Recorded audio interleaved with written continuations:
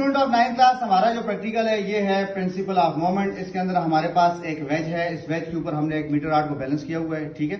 और most probably इसका जो सेंटर ऑफ ग्रेविटी होता है 50 सेंटीमीटर के राउंड अबाउट होता है, लेकिन हमारे पास जो मीटर आर्ट है उसका जो सेंटर ऑफ ग्रेविटी है वो तकरीबन 50.5 के ऊपर है, ठीक है। अब ये आपको नजर आ रहा है कि वेज के ऊपर बैलेंस है, ठीक है ना।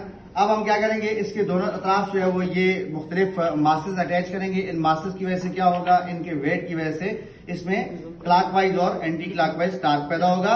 और ये जो टार्क है ये जिस वक्त दोनों तरफ हमने बैलेंस कर दिया तो ये मीटर आर्ट दोबारा से बैलेंसिंग पोजीशन में आ जाएगा, ठीक है।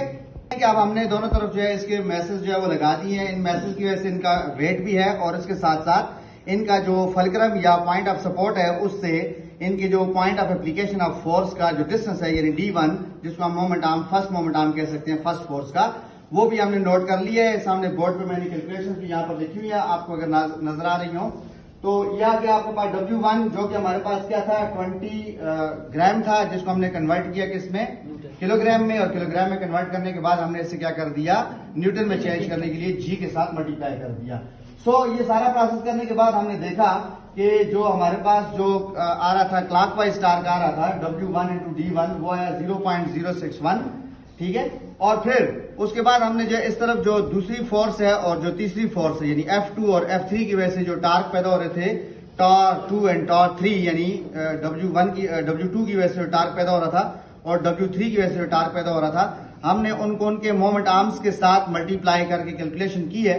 तो हमारे प्रैक्टिकल की कैलकुलेशन आ रही है कि जो क्लॉकवाइज टार्क था वो 0.061 न्यूटन मीटर आ रहा है और जो एंटी क्लॉकवाइज टार्क आ रहा है वो 0.063 न्यूटन मीटर आ रहा है। ये पॉइंट के बाद कुछ डिजिट तक हमारा आंसर मैच कर रहा है, एग्जैक्ट फिगर्स नहीं आ रहे।